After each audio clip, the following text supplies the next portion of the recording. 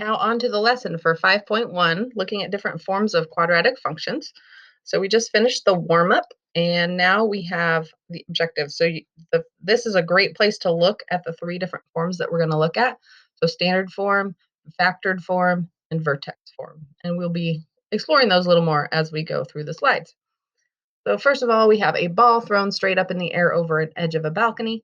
The height in feet of the ball after t seconds is given by these three functions. And you'll notice those are the same three that we saw in the warm-up.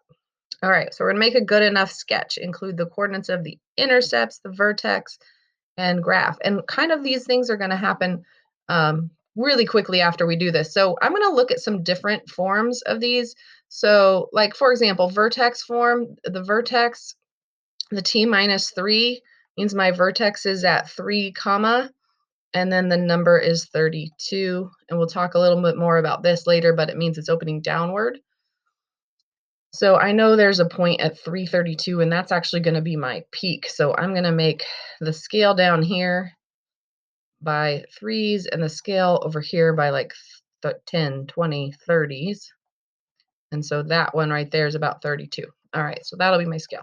Now I'm going to use factored form. Factored form tells me the zeros. So I know that if I solved this equal to 0, that I would get t equals 7 and t equals -1. So those are actually my intercepts, 3, 4, 5, 6, 7.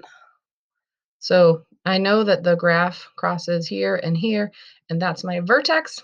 And one more thing that would be nice to know is the y-intercept. So where does it cross the y-axis? Find y-intercept, we can put 0 in for t. Well, the easiest one to do that is the first equation. So if I put 0 in for t, I just get 14. So this 14 is the y-intercept. These were my 10, so it's about right there. So now I can use that information to do the best I can in this situation here to draw a parabola. It is extending. Now for the real situation, it's not, so we'll talk about that later. All right, so we have a good enough sketch. It actually could be a little bit different, but that's pretty good sketch.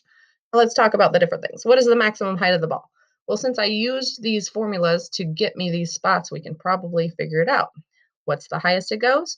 Well, that would be at the vertex. It was 332, so the height is the peak here, so that would be 32. Do we have units here? Feet. It says feet after t seconds, so that would be 32 feet. Which form did we get that information from? I would say vertex form. All right, when did it hit the ground? Well, this is time down here, and this is the ground at height to 0. So when it came back down and hit the ground was 7 seconds later. And which form did we find a 7 out of? Was factored form. That's where we found our zeros. Next question, what was the initial height of the ball? So when we're at 0 seconds, how high was it?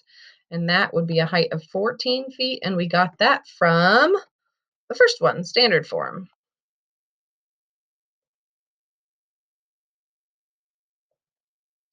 And what is a reasonable domain for this situation? So for domain, we're going to talk about what really could actually happen. And so 0, we don't probably have negative time before we threw the ball. This part over here doesn't really make sense. So we're going to start at 0 and go to 7. That would be a good domain, and it is inclusive of those endpoints. So from 0 to 7 is a good domain for this problem. All right, let's see how far we can get before I run out of time on my little video. So you can fill in the 3 standard forms here. Well, actually, ax squared plus bx plus c. Vertex form is a x minus h squared plus k. Factored form is a x minus r1, x minus r2. Those are the roots. The x-intercepts would be r1, 0, r2, 0, and the vertex would be hk, and the y-intercept is that c value there.